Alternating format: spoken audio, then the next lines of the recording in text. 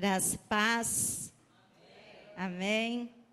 Glória a Deus por esse dia caloroso que o Senhor nos concede.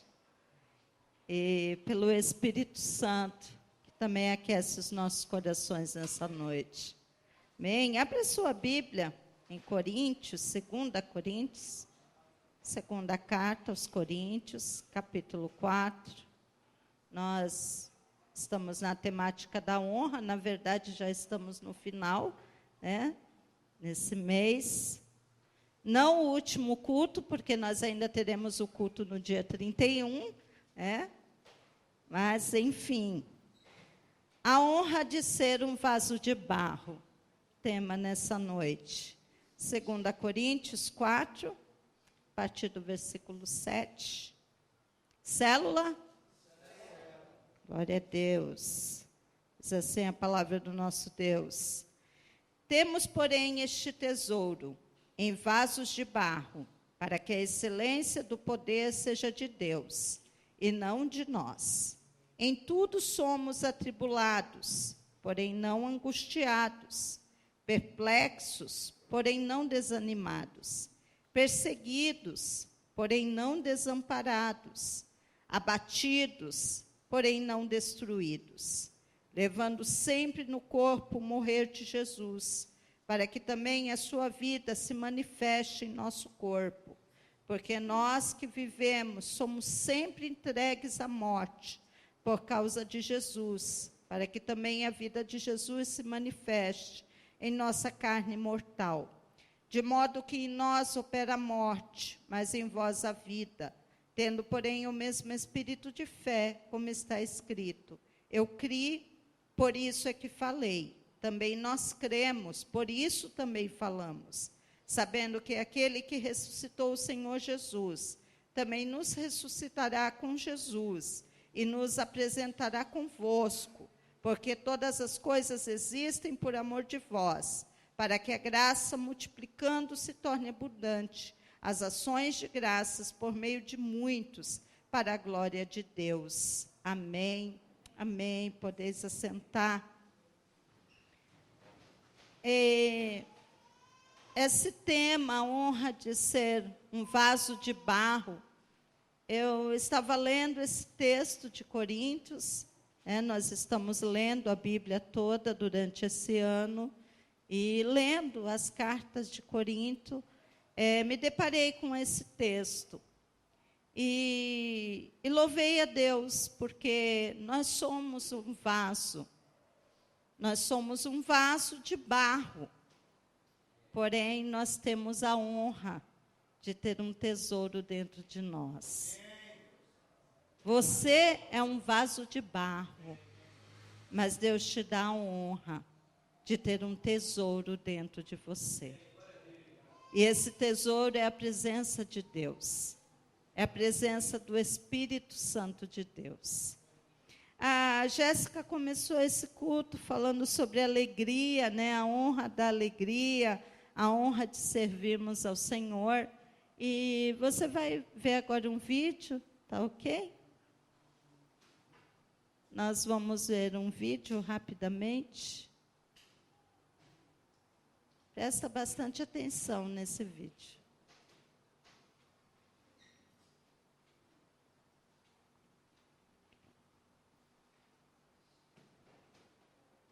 De um camarada que estava quebrando pedra. O sol quente, ele quebrando pedra. Uma vida difícil, gente. Quando de repente passou um homem montado no elefante, dando uma voltinha, supervisionando. Ele olhou para aquele cara no elefante e falou: Senhor, meu Deus, isso é que é vida. Andar nesse elefante não é ficar quebrando pedra, não. Isso aqui não é vida, não. Aquilo é que é vida. Senhor, me transforma naquele homem, poxa, que anda no elefante. Eu vou ser tão feliz. E Deus falou: então tá bom. Transformou ele no homem que andava no elefante. E o homem que andava no elefante tinha que supervisionar 3 províncias por dia. Andar 9 horas montado no elefante. O sol quente batendo na cabeça dele, rapaz. Cozinhando os miolos. Aí ele falou, que é isso, rapaz? Negócio de andar no elefante não é bom, não. Que é isso? O bom mesmo é ser o sol, que queima os outros, que esquenta assim. Se eu fosse o sol, eu ia ser feliz. Senhor, deixa eu ser o sol, poxa. E Deus falou, então tá bom, filho, vai para o seu sol. E ele foi ser o sol, queimava os outros, esquentava. Só que entrou uma frente fria. Ele queria passar e não conseguia. Nuvens densas, diversos dias. E ele falou, Senhor, que é isso? Eu nem consigo passar por essas nuvens. O bom mesmo deve ser nuvem que tapa o sol. Eu já tenho certeza no que eu quero ser. O Senhor me transforma em nuvem. Se o Senhor me transformar em nuvem, eu sei que eu vou ser feliz. E Deus transformou ele em nuvem, ele tapava o sol, fazia chover. Só que um dia começou a ventar. Ele queria ficar quieto, o vento não deixava. Ele queria ficar aqui, o vento levava ele para lá, o vento levava ele para lá e para acolá. Ele falou, que é isso, Senhor? Esse negócio de ser nuvem não é bom, não. O bom é ser vento que puxa tudo, quebra tudo, arranca telhado, faz tudo. Agora eu descobri, o bom mesmo é vento. Me transforma no vento que eu quero ser vento. E Deus transformou ele num vento, ele arrancava a árvore, telhado, levantava a saia das mulheres. Ele fazia miséria como vento. Só que um dia ele parou numa pedreira e começou a soprar. E a pedreira está nem aí. E ele soprando, fazendo força, já cansado. Aí ele falou, Senhor, bom mesmo é pedreira, né? Ela está lá, forte, intransponível. Agora eu sei o que eu quero, é pedreira. Deus falou, tá bom, meu filho, vai ser pedreira. Ele estava lá, quieto na dele. Só que um dia ele escutou um barulhinho, uma fisgadinha. Tinha um cara lá embaixo quebrando pedra. Aí ele falou assim, Senhor, esse negócio de ser pedreira não é bom não, né? O bom mesmo é ser esse cara que quebra pedra. Aí Deus falou, mas peraí, esse cara era você no começo, filho. Pois é, eu era feliz e não está assim de gente que ainda não descobriu quem é. E por isso você está insatisfeito. A hora que você descobrir quem você é e o que Deus te chamou para fazer, já era. Glória a Deus por isso. Tem muita gente infeliz, né? E eu fiquei pensando nesse vídeo, porque nós estamos entrando em 2016, né? E como disse a Jéssica, a gente faz uma retrospectiva da nossa vida, né? E a gente vê quantas coisas nós alcançamos, quanta coisa que a gente promete a gente não cumpre, né? Mulher, então, começo do ano, eu vou começar a academia, eu vou começar o regime, aí come tudo que tem que comer nas festividades, né? Aí, quando chegar lá para o meio de janeiro, aí eu começo, né? E aí passa o ano, vem o próximo ano, e começa tudo de novo, né? Quantas coisas nós prometemos para nós mesmos, né? E, na verdade, não cumprimos. E buscamos a felicidade, sendo que a felicidade já está em você. Viver a vida de Jesus de Nazaré é viver uma vida de felicidade. Não há felicidade fora do propósito de Deus. Eu costumo dizer muito isso na minha célula. Você pode procurar felicidade em todos os lugares.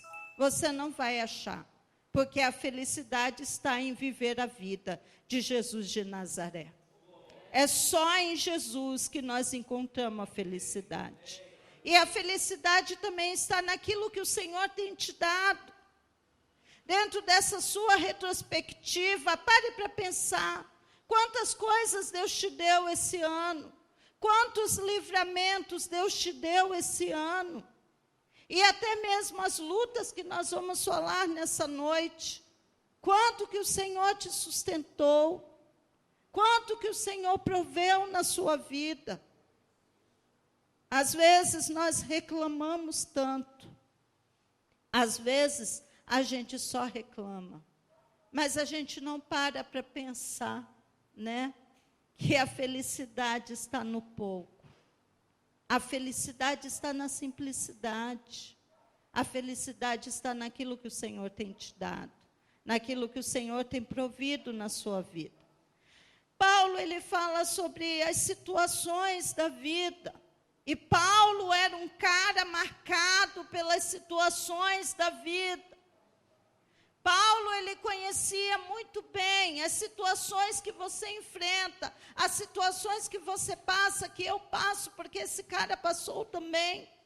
E além de Paulo, Jesus Cristo, ele desceu e se despiu de toda a sua glória. Ele habitou nessa terra.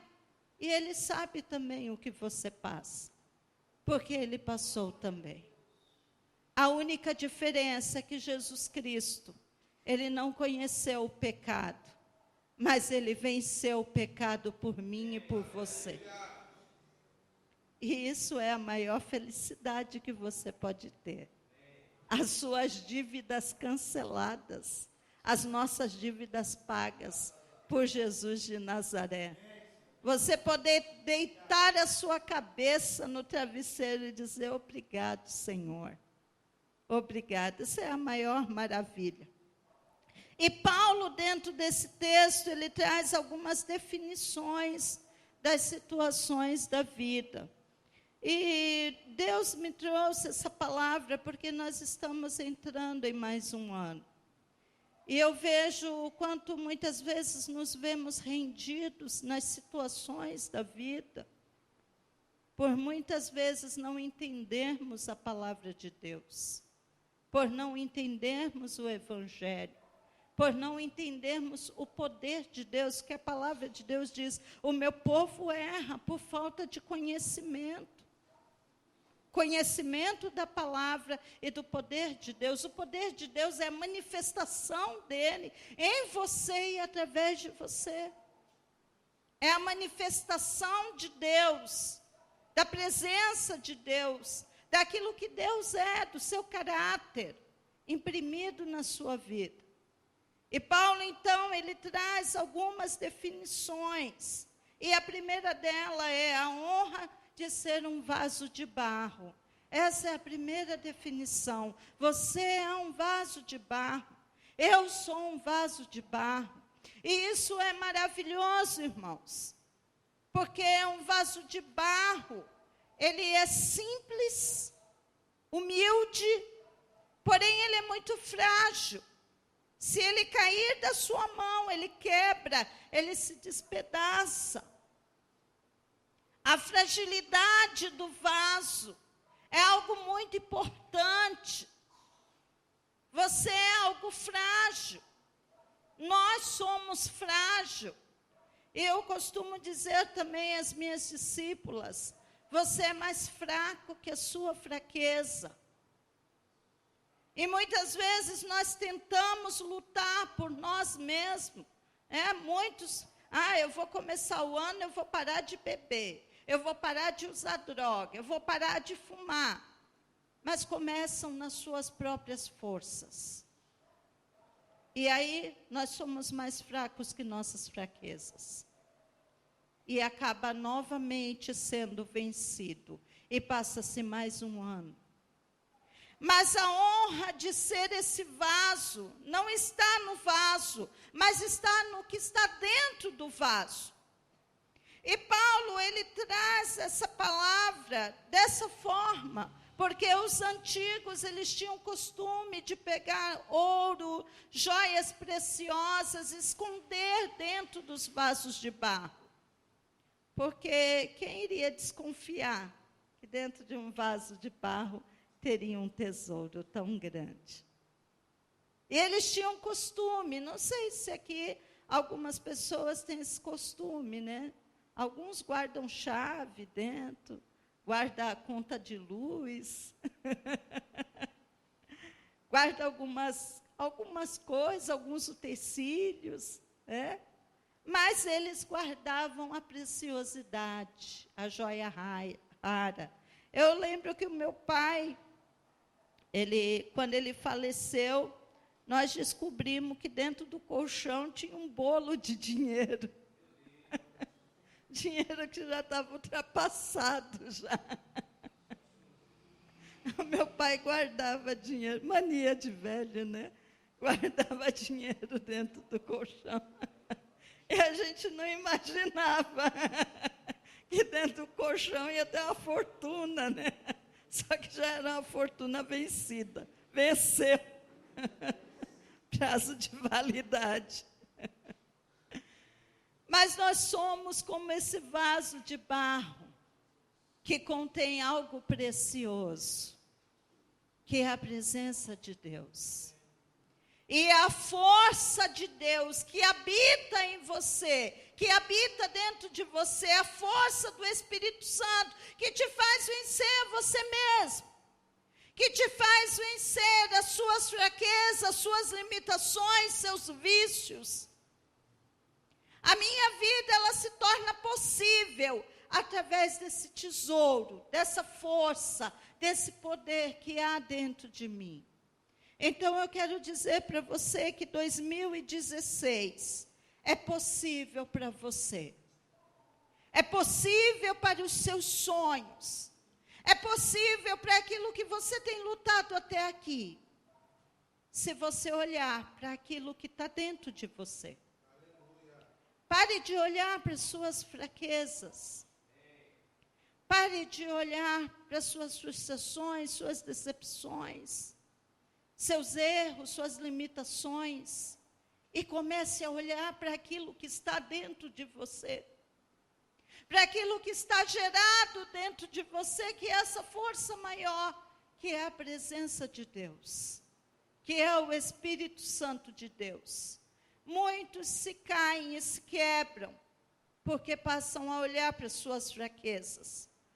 Ou muitos se caem e se quebram, porque olham para as suas circunstâncias, olham para os seus medos, olham para as suas fraquezas. Agora, Deus nos fez esse vaso tão especial, esse vaso de barro, para que nós venhamos entender que eu dependo dele, que você depende dele. Tem muitas pessoas ainda lutando com as suas próprias forças. Diga a pessoa ao seu lado, irmão, pare de lutar com as suas próprias forças. Coloque Deus no controle da sua vida. Deixa Ele agir. Deixa Ele agir na sua vida. Olhe para o tesouro que está dentro de você. E, na verdade, esse tesouro não se compara ao maior tesouro que possa existir nesse mundo. Porque o maior tesouro é a própria essência de Deus dentro de você. E isso é uma grande honra, isso é um grande privilégio. Mas nós precisamos buscar a Deus. É assim como a pessoa que vai na academia e ela se exercita para poder ter os músculos, para poder perder a barriga, ficar com as panturrilhas fortes. Assim como na academia, você precisa estar na academia de Deus. E essa academia é a leitura da palavra, é o jejum, a oração. Quanto mais você se exercita, mais a força de Deus vem sobre você. Para que possamos vencer a nós mesmos. Porém, se nós não buscarmos a Deus, e que você coloque na sua lista para o ano de 2016, academia espiritual. Porque se você não entrar nessa academia, você vai entrar o ano sendo vencido por você mesmo. Sendo vencido por suas fraquezas. Paulo, ele entendia que ele era um vaso de barro, mas o que estava dentro dele era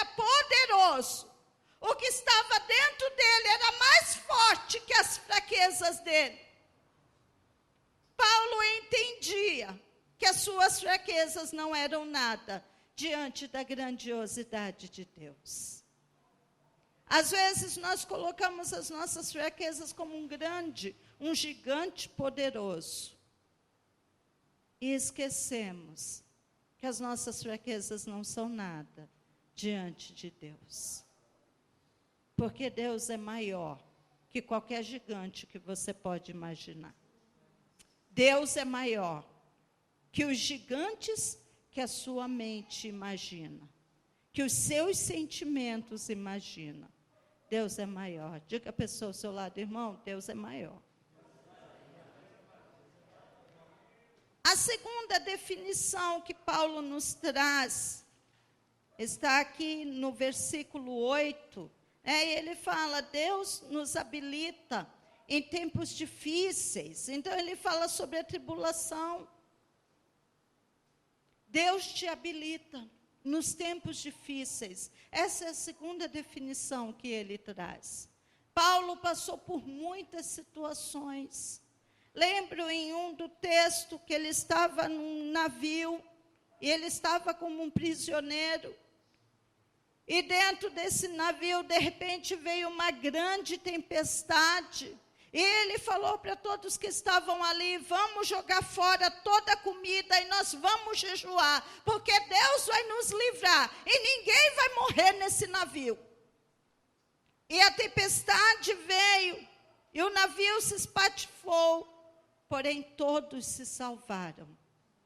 Todos chegaram em terra, são e salvos.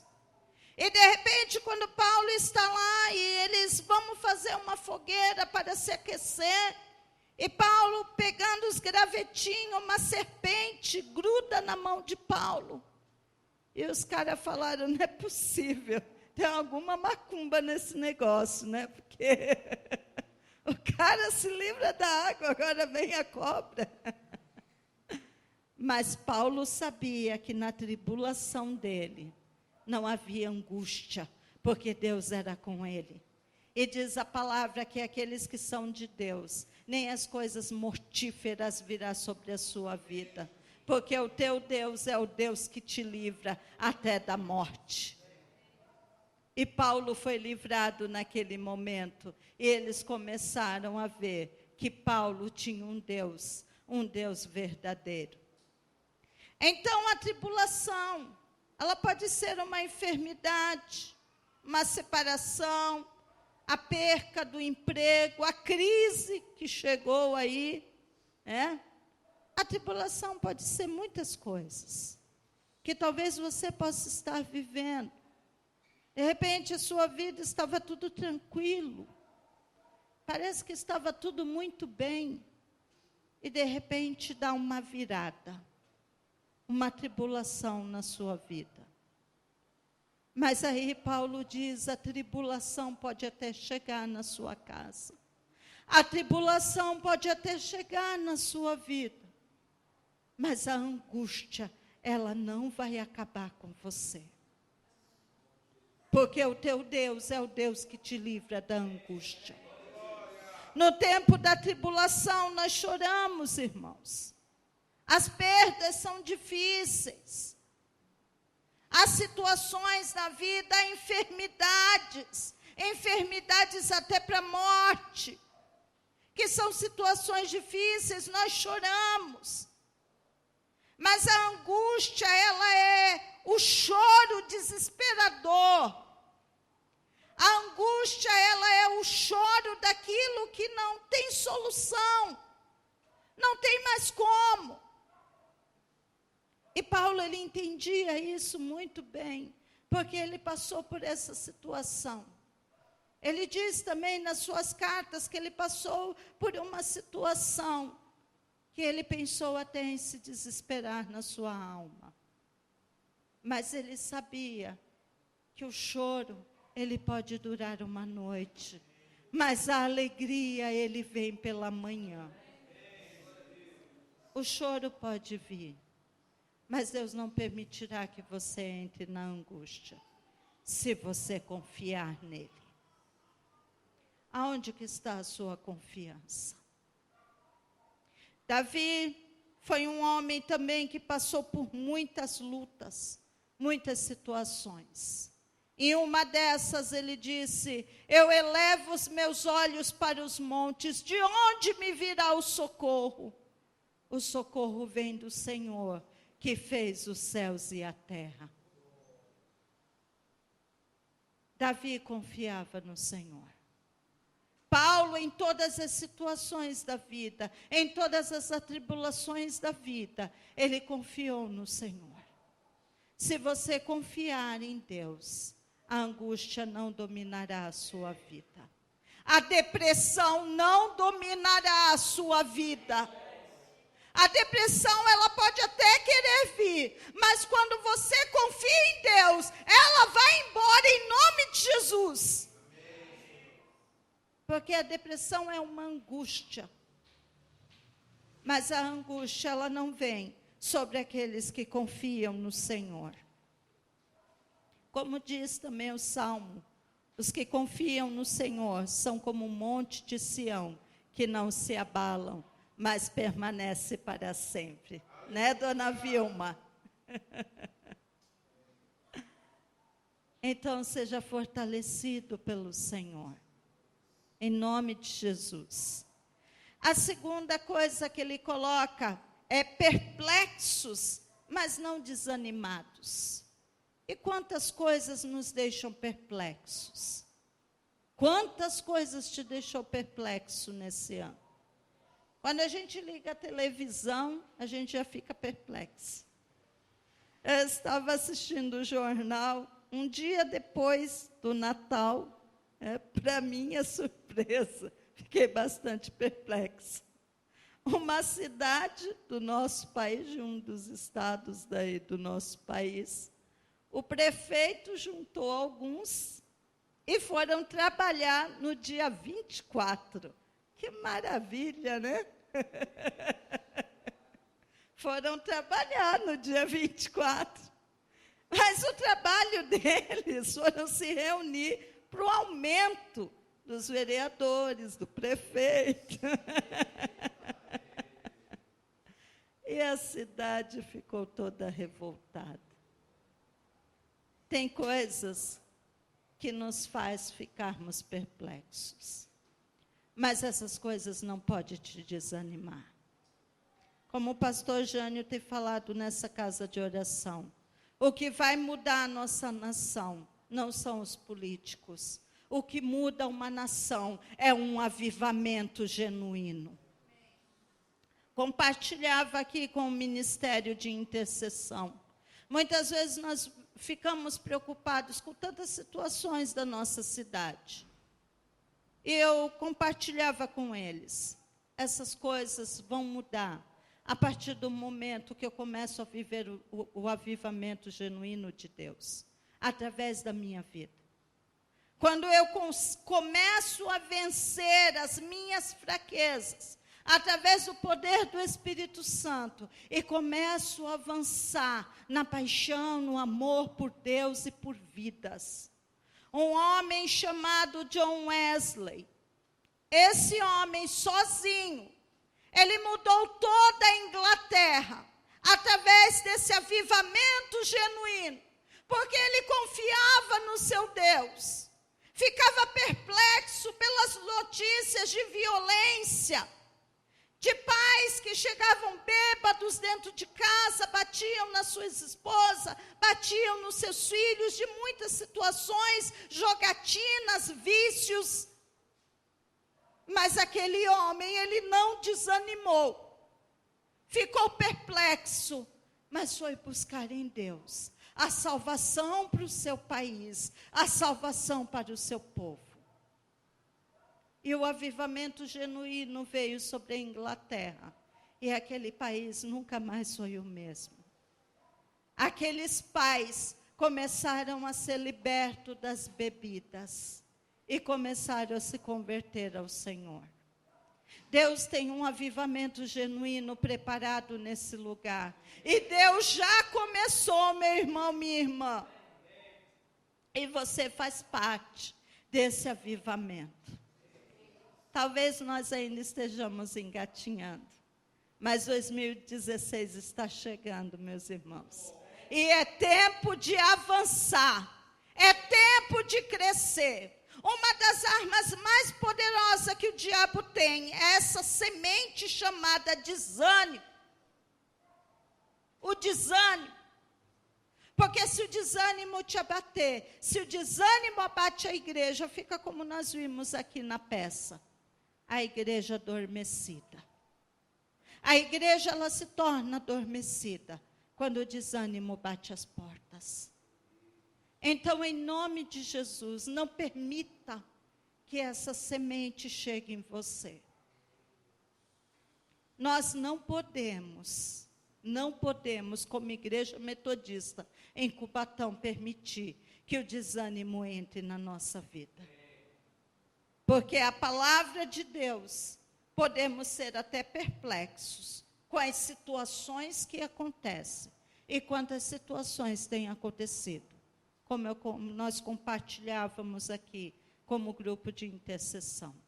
Podemos sim ficar indignados, perplexos, mas nunca desanimados, porque o Senhor nos fortalece em tempos difíceis. E Ele é o avivamento que começa a brotar dentro de você. O desânimo, ele é como um farelo do diabo para alimentar a alma. Mas qual tipo de alma? A alma que não crê. A alma que duvida. A alma que desconfia. Essas almas passam a comer desse farelo. Então, nessa noite, Deus diz para você, pare de comer farelo e venha comer do pão da vida, que é o Senhor Jesus. Se você entrou aqui nessa noite desanimado, se anime, porque o alimento está neste lugar. E é a palavra de Deus que te sacia, é a palavra de Deus que te levanta, é a palavra de Deus que te alimenta. Deus está te alertando nessa noite, meu irmão, minha irmã. Se o desânimo bater a sua porta, feche a porta na cara dele, em nome de Jesus. Pare de comer farelo do diabo. Você é um vaso de barro, mas tem algo poderoso que habita dentro de você. Perseguidos, porém não desamparados. E aí vai para aqueles que se batizaram hoje, né? As perseguições virão. Quando a gente diz sim para Jesus, a gente está dizendo não para o mundo. E quando a gente diz não para o mundo, a gente está dizendo não às velhas amizades. A gente está dizendo não aos velhos desejos, velhos costumes, velhas atitudes. E aí nós seremos perseguidos. Perseguido por quem?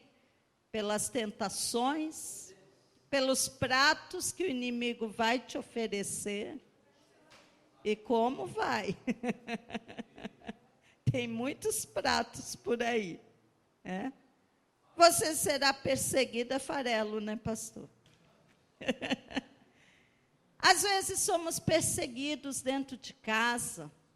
Eu lembro quando eu aceitei a Jesus, eu passei por muita luta dentro de casa. Uns 4 dentro de casa aceitaram a Jesus e o restante, tinha um que não acreditava em nada. Aí virava para nós que era meu pai. Minha filha, do céu só cai chuva.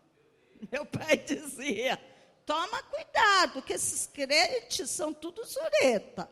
Você vai ficar bitolado também. Para de ler a Bíblia, que você vai ficar bitolado. Minha mãe, macumbeira. Situação. E fora que a família era muito grande, então de vez em quando rolavam umas brigas lá dentro. E aí eu e uma das minhas irmãs sentávamos no meio-fio, meia-noite. a gente lá orando, intercedendo em frente da casa, até apaziguar para a gente entrar para dormir. Foi um tempo que eu orava no banheiro. O meu lugar de oração era no banheiro. Isso quando não tinha gente batendo na porta para entrar, né? Mas eu não tinha espaço, não tinha lugar para orar, mas eu tinha muita sede de Deus. E o meu lugar de oração era o banheiro. Louvado seja Deus. Quantas maravilhas o Senhor me mostrou naquele lugar. Quantas revelações. Oh, meu Deus. Isso mesmo, diante do trono. Foi uma bênção. E a perseguição era forte. A luta era forte. Porém, eu estava firmada no Senhor. Estava firme nas promessas do meu Deus. Abatidos, porém não destruído. Diga a pessoa ao seu lado, irmão, você nunca vai ser destruído. As situações podem vir para te abater. Quantas notícias que vêm e nos abatem. Quantas situações, quantas dificuldades que vêm para nos abater. Geralmente notícia, né? Notícia ruim, meu Deus. Porém, você pode até se abater, mas nunca destruído. Porque o vaso de barro contém o poder de Deus na sua vida. Sua alma pode até se abater, se entristecer. Às vezes o crente fica meio quieto, porque está abatido. E a palavra de Deus diz, por que estás abatida, ó minha alma? Confie em Deus. No tempo que você estiver dessa forma abatida, converse com a sua alma. Pergunte para ela, por que você está abatida, ó minha alma? Confie em Deus. Confie no poder de Deus que está dentro de você. Porque você pode até se abater, mas eu nunca vi um crente ser destruído. Um crente que verdadeiramente confia no Senhor. O crente que verdadeiramente coloca a sua vida na presença de Deus. Pode vir o abatimento que for, mas ele nunca é destruído. Ele se levanta, porque é Deus na vida dele. Pode ser que o pecado te golpeou. E aqui tem muitos crentes que muitas vezes são destruídos. Destruído pelo pecado? Não. Destruído por você mesmo. Muitas vezes você pode até escorregar. Mas você tem um Deus poderoso, que até do pecado, da lama do pecado, Ele estende a mão e Ele te tira de lá. Mas tem muitos que caem no pecado e pensam, já era, não tem mais jeito, acabou. E aí acaba se lambuzando mais ainda. Não, há um remédio para o pecado, há um antídoto para o pecado. Essa palavra se chama arrependimento. E o remédio é Jesus Cristo. Se você se arrepender, escorregou, aí vai para os que se batizaram. Escorregou, minha filha, corre para o Senhor. Se arrependa. Nada de lágrima de crocodilo. Se arrependa verdadeiramente. E você não será destruído. Não dê ouvido às vozes. O diabo vai vir sim. Aí, você pecou. Ele te dá o prato. E depois ele te acusa. É assim que o diabo faz. Ele te dá o prato para você se lambuzar. E depois ele pega o prato e joga na sua cara. Mas não dê ouvidos ao que o diabo diz para você. Não dê ouvidos ao que os se dizem amigos diz para você. Ouça a voz do Espírito Santo de Deus que te diz: meu filho, sai desse lugar. Meu filho, volta para mim. Meu filho, volta para a casa do Pai. Meu filho, volta para os braços do Pai. Meu filho, volta ao primeiro amor. Meu filho, volta da onde você saiu. Essa é a voz do Espírito Santo. É a voz que te chama. É a voz que te levanta. É a voz que te tira do lodo da lama e te coloca no lugar de excelência. Essa é a voz do Espírito. Então pare de ouvir a voz de destruição, a voz de derrota. Ouça a voz de Deus. Morra para suas paixões e para suas vontades. E a vida de Jesus de Nazaré ressuscitará em você. Se você morrer para você mesmo, a vida de Jesus Cristo de Nazaré vai ressuscitar em você. E por terceiro, a fé é a ferramenta eficaz. E como é que está a sua fé? Tem alguns que dizem: pastor, eu estou com pouca fé. Situação. Eu já falei aqui, né, que pouca fé é a garrafa térmica, né? O lugar a gente põe o café, né? Mas como é que está a sua fé? Como que você chegou até aqui com a sua fé? Se você entrar em 2016 com a fé desse jeito que você entrou aqui, vai ficar difícil as coisas. Paulo, ele sabia muito bem disso. Por isso ele disse que a fé era o que movia a sua vida. E eu fico pensando naquele cara Abraão. Por isso ele é chamado pai da fé. Porque aquele cara, ele ouviu a voz de Deus e Deus falou: me dá o seu filho, o seu único filho. Me dê seu Isaque. E Abraão pegou seu filho e foi. Ele não comentou com ninguém. Era ele Deus. E a fé ela te leva além. Mas a fé, ela vê o que ninguém mais vê. Abraão, ele estava enxergando, ele estava vendo o que ninguém mais podia ver. E ele subiu com aquele menino e o menino disse: pai, cadê o cordeiro? E aí ele desata a palavra de fé: meu filho, Deus proverá para si o cordeiro. Ele deu uma palavra de fé.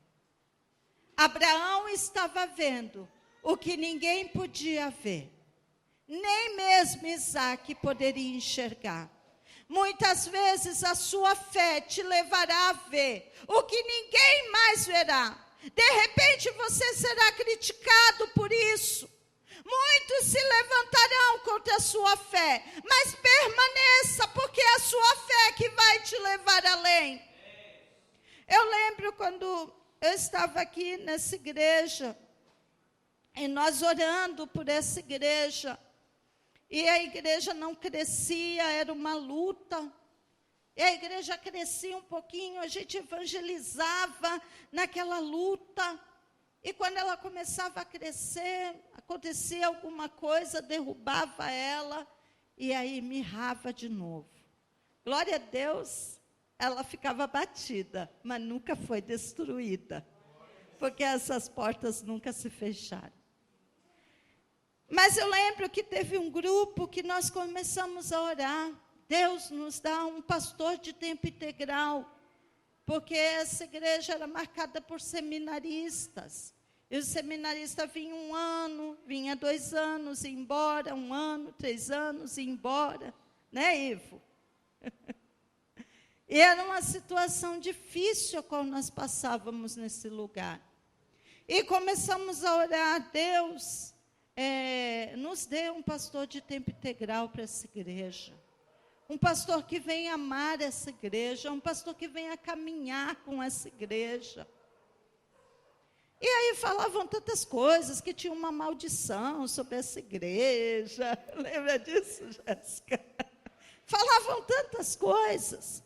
E eu lembro que eu fui fazer o curso de evangelista em 2004.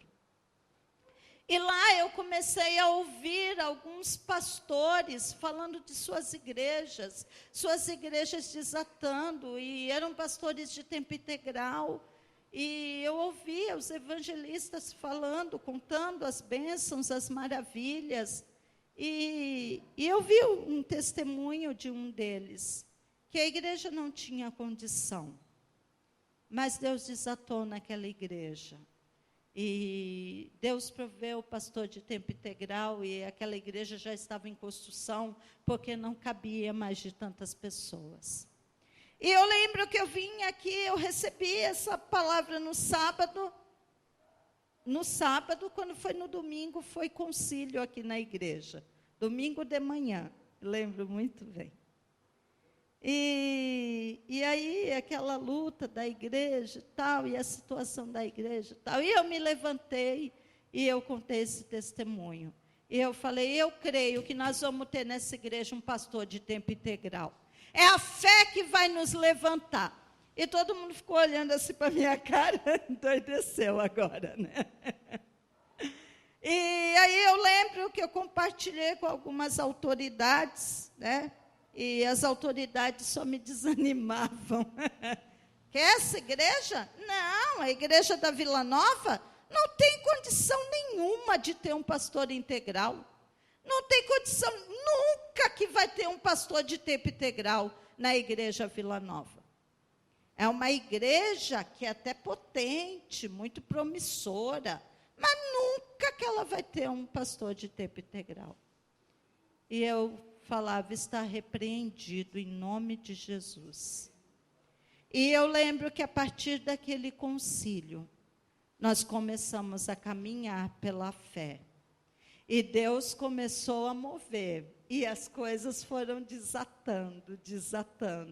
E hoje, para a honra e glória do Senhor, nós temos um pastor de tempo integral, um pastor que ama essa igreja, um pastor que ama essa cidade. E hoje nós vemos as células crescendo. Isso é fé, irmãos.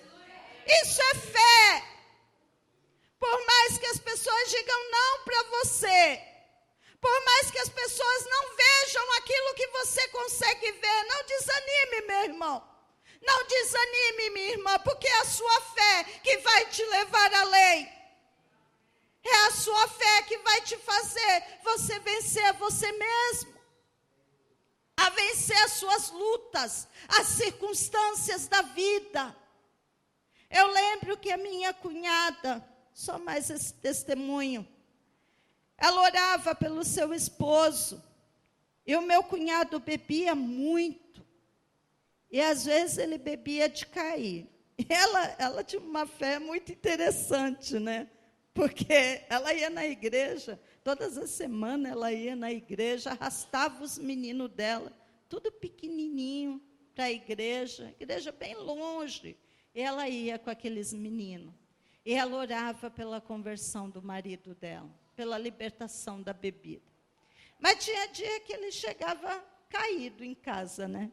E quando ele chegava assim, a fé dela era uma doideira. Ela arrancava os cabelos, dava uma de doida. Aí o homem maneirava de novo com a bebedeira. E ela permaneceu na fé doida dela. Eu não entendia muito aquilo, mas tudo bem. Hoje o marido da minha cunhada, meu cunhado, acabou de fazer a teologia na igreja que ele está. Um homem curado, liberto, transformado. Um homem que era acabado, hoje é um homem até bonito, porque a glória de Deus está sobre ele. Eu quero orar por você nessa noite. Pode vir o ministério de louvor. Eu vou chamar aqui o pastor Jânio, a Cris. Porque hoje você vai receber a unção que te habilita a você vencer suas lutas, suas circunstâncias, suas dores. Só Deus sabe como você entrou aqui nessa noite. Mas você vai receber uma unção especial, que vai te habilitar para você entrar no ano de 2016, cheio da presença de Deus, cheio do poder de Deus, com a sua fé renovada nesse Deus que habita dentro de você. Amém? Vamos nos colocar em pé.